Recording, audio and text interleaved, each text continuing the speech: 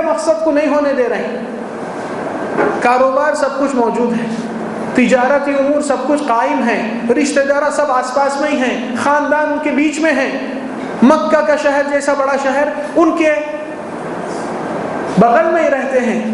اس کے باوجود اتنے پورے صلاحیات اور اتنے بڑے آسانیوں کو چھوڑ کر یہ لوگ مشکل کو کیوں طلب کرتے ہیں؟ یہ آپ کے اور ہمارے نظر میں ہے مشکل, مگر وہ لوگ آسانی طلب کریں اور مشکل کو چھوڑ کے نکلے. مشکل یہ تھا ان کو کہ ہم کھا رہے پی رہے اللہ کی زمین پہ, پھر اللہ کی بڑائی کرنے ہی نہیں دیا جا رہا ہے, تو پھر کہیں کا جینا یہ. اور جب اللہ کی بڑائی کے مقصد کو کامیاب کرنے کے لیے کوئی ویران جگہ پہ بھی پہنچ جاتے ہیں تو ان کے لیے بہت بڑی وسعت اور رحمت اللہ کی نظر آتی ہے. یہ میں نہیں کہتا, قرآن مجید میں آپ خود کھل کر دیکھیے. اللہ سبحانہ وتعالی چند نوجوان صرف ایمان لائے, بستی میں پورے شرک اور کفر میں مبتلا تھے, ان کے بڑے بڑے لوگ خاندان سے پورے بزرگوں تک, وہ لوگ کو بستی میں اللہ کی واحد لا شریک کی عبادت کرنے کی اجازت نہیں تھی. چھوڑ کر کدھر گئے؟ جمعے کے دن کون سا سورہ پڑھتے ہیں آپ لوگ؟ سورہ کہف. سورہ کہف, کہف کس کو کہتے ہیں؟ غار کو. غار کیسی جگہ ہے؟ ڈیلکس یا اسٹینڈرڈ روم ہے, یا سویٹ ہے, یا کارپیٹ ہے, یا لائٹنگ ہے؟ وہاں تو جانور ملیں گے, سانپ بچھو ملیں گے, اندھیرا ویران, پتھر, سلاب سے صحیح آپ کو بچھاوا بھی نہیں ملے گا نیچے اوپر. ایسی جگہ وہ لوگ کہتے ہیں فَأْوُوا إِلَى الْكَهْفِ يَنْشُرْ لَكُمْ رَبُّكُمْ مِنْ رَحْمَتِهِ. اللہ اکبر. جب آپ کی نیت اللہ کی بڑائی کرنے کی ہے تو جس جگہ پہ اللہ کی بڑائی ہوتی ہے وہ جگہ رحمت ہی رحمت بن جاتی ہے.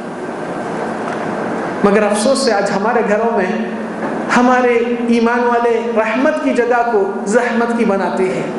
ٹی وی کے گانے سیریلاں اتنے بن جاتے ہیں کہ رحمت کی جگہ ختم ہو جاتی ہے اور شیاطین کا ایک بہت بڑا گڑھ بن جاتا ہے. کسی اور کے ہاتھ سے نہیں, ہمارے اپنی نفس کی خواہش کی وجہ سے. ایسی مجبوری دکھاتے ہیں کہ وہ چیز نہیں ہے تو زندگی نہیں چل سکتی, بچے خوش نہیں ہو سکتے, انٹرٹینمنٹ بھی ضروری ہے. بے شک اس میں کوئی انکار نہیں, مگر وہ انٹرٹینمنٹ جو جہنم کی آگ سے آپ کو محفوظ کرتا ہے وہ بہتر ہے جو جہنم میں آپ کو گراتا ہے. وہی ٹی وی, وہی چیزوں کو آپ اپنے ہاتھوں سے, اپنے پیسوں سے, اپنی کمائی سے خرید کر لاتے ہیں. گھر میں لانے کے بعد افسوس سے کہنا پڑتا کہ ٹی وی آپ کا نہیں ہوتا, آپ لوگ ٹی وی کے ہو جاتے ہیں. اور وہی اٹھاتا ہے بٹھاتا ہے پروگرامنگ کے ٹائم کے حساب سے, میچ کے حساب سے. یہی تو غلامی ہے کہ نفس کی پرستش اتباع کرنا یہ ایک بہت بڑی رسوائی کا سامان ہے. اور نبی صلی اللہ علیہ وسلم فرمائے تم میں سے ایمان والا کبھی نہیں ہو سکتا جب تک کہ اس کے خواہشات میرے حکم کے تابع نہ ہو. لا يؤمن احدكم حتى يكون هواه تبعا لما جئت به. تو ذرا سا اس کا خیال کیا جائے کہ اللہ سبحانہ تعالیٰ کے نبی صلی اللہ علیہ وسلم کی اس ہجرت میں کیا کیا چیز کو چھوڑ کر گئے. پورا گھر دار, آپ صلی اللہ علیہ وسلم کا خدیجہ کا بڑا گھر تھا, اور آپ کے پورا خاندان بنی ہاشم کا وہیں پر, اور آپ کا تجارتی جو معاملہ تھا وہیں سے تعلقات تھے کاروباروں والوں سے مارکیٹ میں, اور آپ کو سپورٹ دینے والے قبیلے جو آپ کے ساتھ تھے وہیں پر ہی موجود ہیں, اور آپ کی زندگی کا تجربہ جو بستی کو اور لوگوں کے کاروباری وقت جب حج میں آتے تھے یا مختلف جگہ پہ آتے تھے وہ چیز چھوڑ کر پھر آپ صلی اللہ علیہ وسلم خود اپنے آپ کو اس جگہ پر پہنچاتے ہیں جہاں پر زیرو سے شروع کرنا ہے. کوئی چیز مہیا اور میسر نہیں, شروع سے سٹارٹ کرو. اور ایک چیز کہ ساری دنیا اگر میری اللہ کی بڑائی کے بیچ میں حائل ہوتی ہے تو دنیا کو کاٹوں گا, اللہ کی بڑائی کو قائم کروں گا. آج ہمارے پاس مسئلہ ایسا الٹا ہوتا ہے کہ اگر تھوڑی سی اللہ کی بڑائی میں خلل ہوتا ہے اور دنیا بنتی ہے تو تھوڑا بہت ہن دو, اللہ غفور رحیم ہے. ہجرت کا سبق نہیں سیکھے, نہیں سمجھے. بے شک اللہ غفور رحیم ہے, ہم اس کو انکار نہیں کرتے, مگر غفور رحیم کس کے لیے؟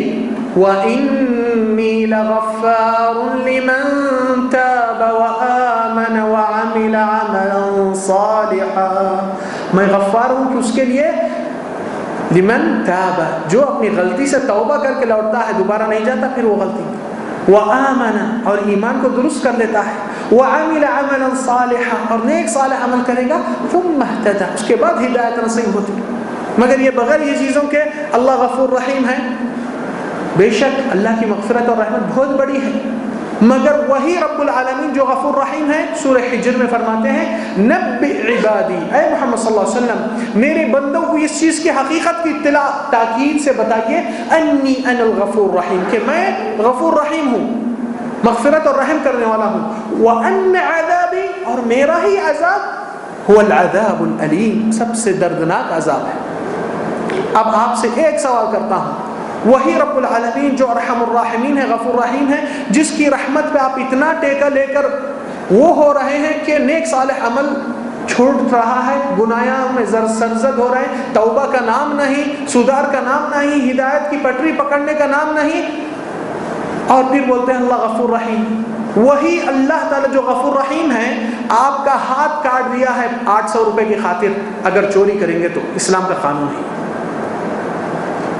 800 روپے کی چیز اگر ویلیو ہے اور چوری ثابت ہو جائے تو ہاتھ کاٹنے کا حکم کس نے دیا؟ اسلام. وہی رب العالمین نے. تو 800 روپے کی خاطر اگر آپ کا ہاتھ کاٹنے والے اللہ تعالیٰ ہے, اس سے زیادہ کر کے آئیں گے تو آپ کا کیا حشر کریں گے, آپ انجام لگا لیجئے اپنے آپ کا. بے شک اللہ غفور رحیم ہے, مگر ایسا نہیں کہا کہ اس طریقے سے منمانی دکھائیے آپ اللہ کے خلاف. غلطی, لرزش, بھول کبھی کبھار ہوتی, مگر ہمیشہ کے غلط رہنا, ہمیشہ کے بے رخی رکھنا, یہ اللہ تعالیٰ یہ مفہوم نہیں دیا. اگر ایسا ہوتا تو صحابہ کرام ایک چھوٹے عمل کے بعد, جیسا کہ نبی صلی اللہ علیہ وسلم عثمان کو کہہ دیے کہ عثمان تبوک میں جو کرنے کے بعد, آج کے بعد عثمان جو چاہے کر دے, تو کیا عثمان اپنی منمانی کرنا شروع کر دیا کہ ختم, مجھے جنت کی خوشخبری مل گئی, یا 10 مبشرہ جس کو ملی ہے جنت کی خوشخبری؟ کوئی بھی ایسا نہیں کرا. آپ کو تو کوئی گارنٹی بھی نہیں, کوئی بھروسہ بھی نہیں, پھر بھی اپنی منمانی کرتے ہیں اور کہتے ہیں اللہ غفور رحیم. یہ دھوکے میں مت رہیے بھائی. رسول اللہ صلی اللہ علیہ وسلم کی ہجرت کا سبق دیکھیے. سارے حالات, سارے امور اور دنیا کو اس طریقے سے اتنا آسانی سے ٹھکرانا دلوں میں آج بہت بھاری دکھتا ہے. بھائی اتنے سارے چیزیں چھوڑ کے جاؤں اور یہ چیز اکاؤنٹ میں 10,000 20,000 1 لاکھ انٹرسٹ آیا ہوا ہے, وہ چھوڑ دو بولے تو کیسی بات. بہت سے لوگ کا یعنی ایک رجحان میں وہ ہوتا ہے. تو ہم کہتے ہیں کہ بھائی پہلی چیز آپ اپنے جینے کے مقصد کو صحیح سمجھیے. آپ اللہ کی بڑائی کے لیے پیدا ہوئے, آپ کے دل میں اگر اللہ سے بڑھ کے کوئی چیز ہے تو پھر آپ یہیں پر فیل ہو چکے ہیں. رسول اللہ صلی اللہ علیہ وسلم ہجرت کے لیے قصہ اور سٹوری تو خیر اکثر لوگ سن چکے ہیں, مگر ہم کو اس کے اسباق سمجھ میں آنا ضروری ہے کہ رسول اللہ صلی اللہ علیہ وسلم جب نکلتے ہیں اللہ تعالیٰ کی پرمیشن سے, حکم سے, اور نبی کے پاس علم ہے اس بات کا کہ اب مکہ کو چھوڑوں گا تو مکہ والے میری ہر چیز لوٹ لیں گے, گھر دار ہر چیز, اور حقیقت میں وہی ہوا. مگر نبی کے پاس کچھ لوگ کے امانات پیسے موجود تھے, تو رسول اللہ صلی اللہ علیہ وسلم امانت ادا کرنے کی خواہش میں علی بن ابی طالب کو ذمہ داری دے کر سمجھاتے ہیں کہ یہ چیز ان کی ہے, یہ چیز ان کی ہے, یہ چیز فلان کی ہے, تو میرے پاس وہ لوگ رکھوائے تھے, آپ یہ چیز جس کی اس کو ادا کر دینا. اپنے زمانے میں کیا ہے, اگر ایسا کچھ وہ ہے تو بول دیتے ہیں کہ بھائی پورا لے کر جاؤں گا, ان کو میرا گھر بیچ کے وصول کر لیں گا, میرا وہ کر لے کے قریش سے لے لیں دو.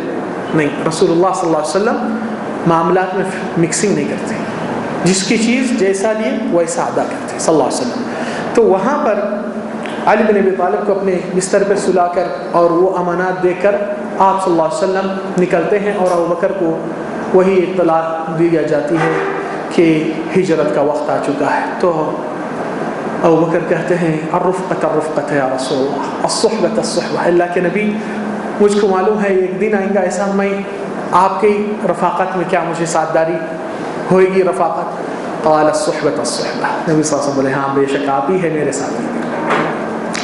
ابوبکر رونے لگے خوشی میں، حتیٰ کہ عائشہ کہتی ہے کہ پہلی بار دیکھتی ہوں کہ اللہ کے نبی صلی اللہ علیہ وسلم جیسی یہ بات سناتے ہیں خوشی سے اتنے آنسو ابا جان کے نکل جاتے ہیں کہ بے حد سے زیادہ خوشی ان کے دل میں تھی، تمنا تھی اور نکل رہے ہیں۔ تو کہتے ہیں اللہ کے نبی میں 2 اونٹوں کو 1-2 مہینے سے تیار کر رہا ہوں کہ مجھے انتظار تھا یہ دن کا۔ تو نبی صلی اللہ علیہ وسلم کہتے ہیں بالثمن یا ابا بکر، اگر لیا جائے گا تو اس کا پیمنٹ کے ساتھ، اس کی قیمت کے ساتھ۔ تو کہتے ہیں کیا رسول اللہ آپ سے کیا قیمت ہم چکے؟ تو نبی صلی اللہ علیہ وسلم فرماتے ہیں کہ آپ مجھ سے زیادہ حقدار نہیں ہیں ہجرت کا اجر دینے کے لیے اور